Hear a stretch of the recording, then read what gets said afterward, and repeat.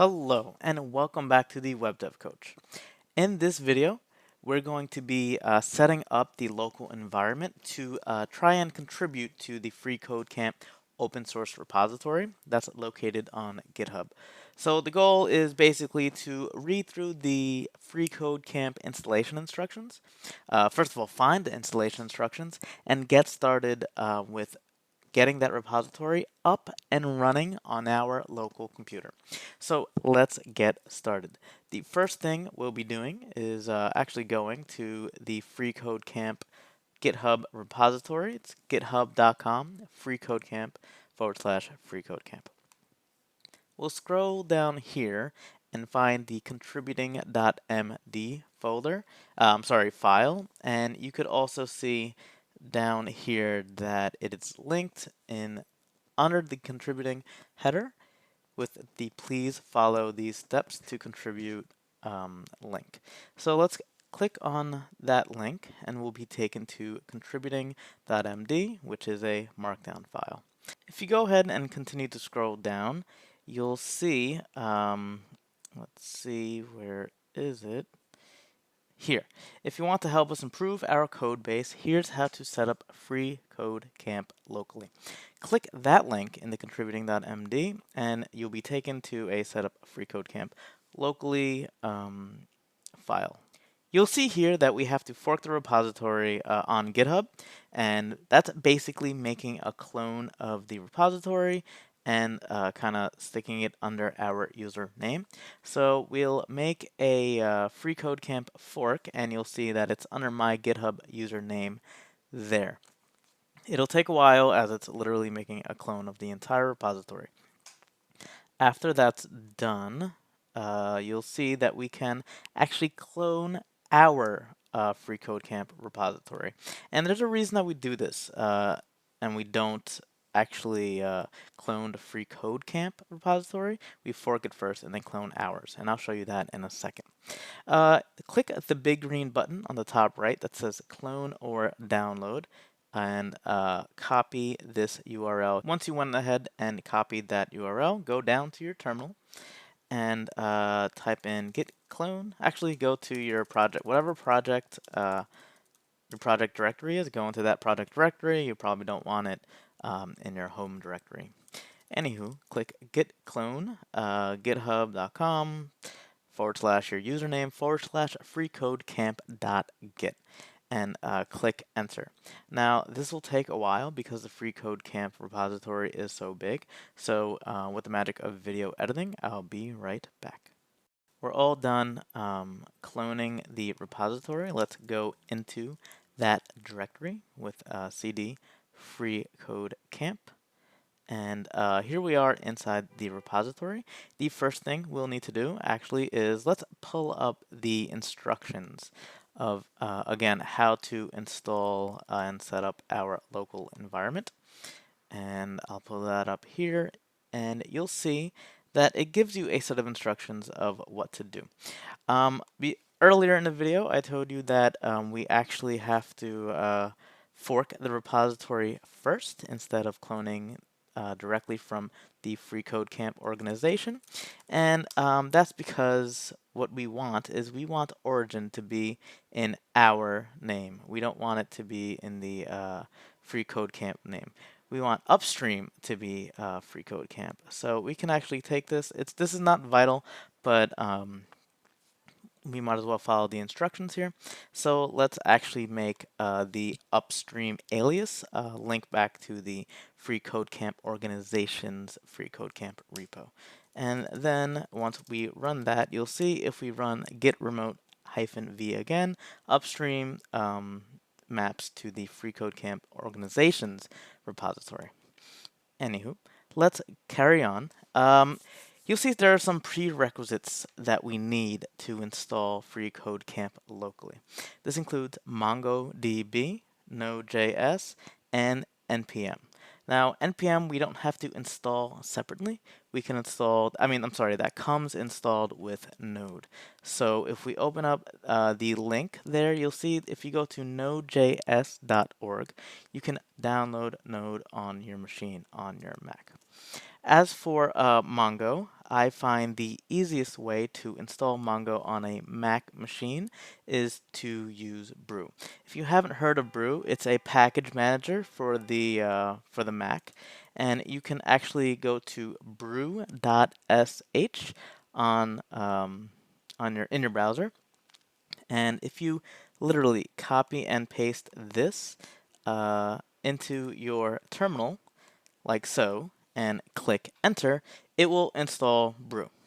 After you install Brew, let's pretend you went ahead and installed Brew, you could type in brew install MongoDB, and that'll install MongoDB on your local computer. It's that easy to install MongoDB. Anywho, let's assume you have all the prerequisites ready. You have MongoDB, Node, and NPM installed on your machine. The best way to figure out if you actually installed it correctly is run node-v. You'll see that there's some version of Node that exists. Mongo-version, you'll see that there's some version of Mongo that exists, 3.6 currently for me, and npm-v, you'll see that there's some version of npm running on my local machine. Anywho, let's go ahead and scroll down and run this command in our terminal. And basically, we're creating a .env file that is exactly like the sample.env in the freeCodeCamp repository.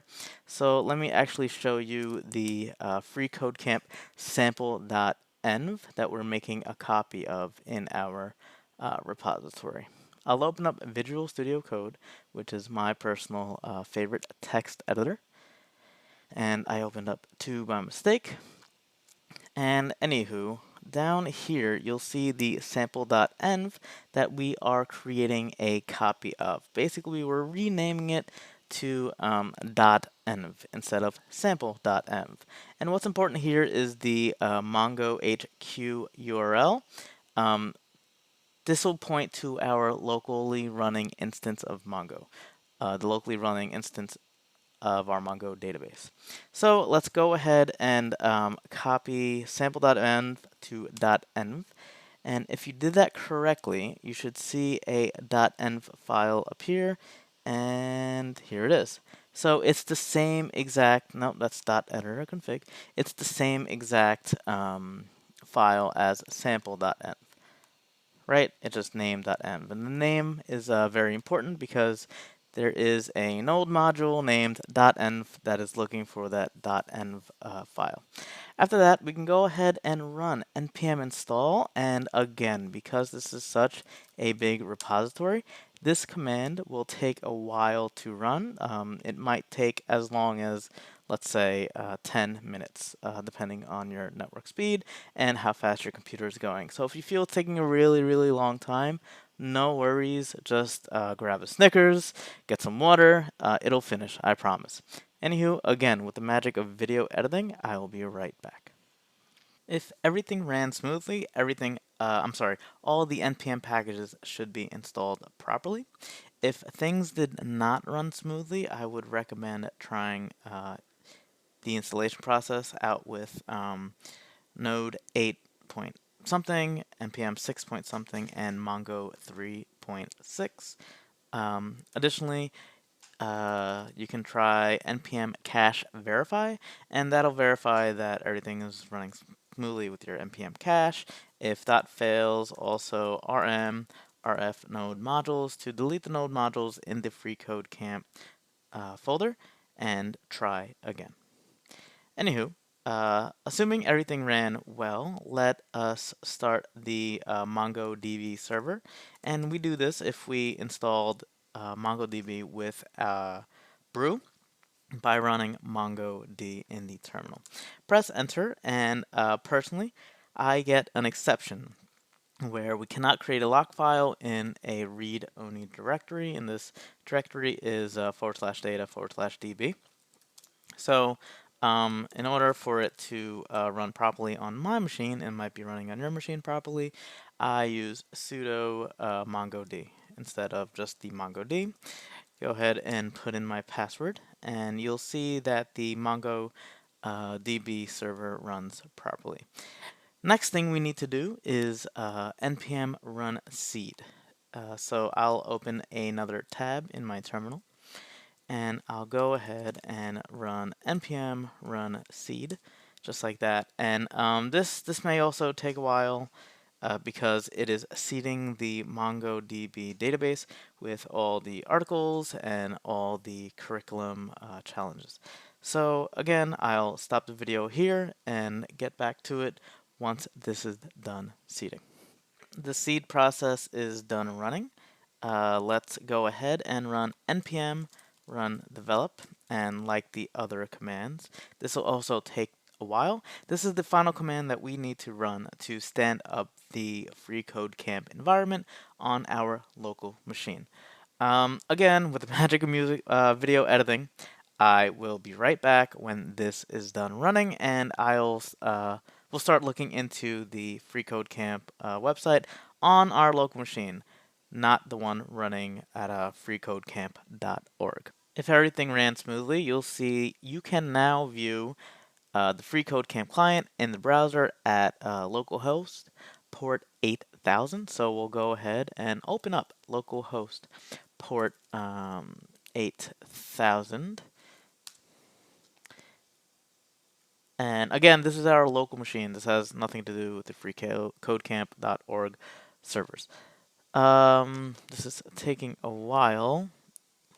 Okay, there we are. We have the freeCodeCamp web app up and running on our local machine. You'll see that this looks a little bit different from the freecodecamp.org. I'm sure it might be something to do with the master branch, etc., etc. Let's try to go ahead and make a change. I want to change learn to code for free to perhaps hello world. I have no clue where learn to code for free is, so I'll go ahead and look for it. Looks like learn to code is in the repository more than 50 times, so let's add for free to get a more specific look up there. And it looks like it might be nowhere. Okay, here we are. It's in index.js in pages. So here in the h1 class name big heading, it says learn to code for free. I will change that to hello world. This will be my first freeCodeCamp contribution. I think that text is so much better than learn to code for free. I'll go back here, refresh the locally running server, and honestly, hopefully that changes, because if it doesn't, it'll be mighty embarrassing. It's compiling. There we are. It's all done compiling, and we have Hello World on the front page of freeCodeCamp. Now, if we wanted to, we can commit this and push it to our fork and make a pull request that way. And that's how contributing to open source, and specifically contributing to freeCodeCamp, works.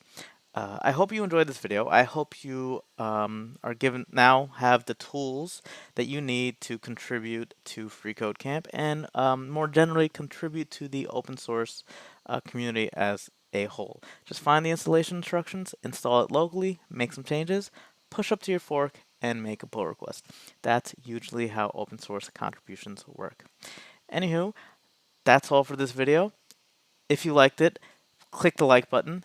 Please subscribe. Please click for notifications, and I'll see you next video.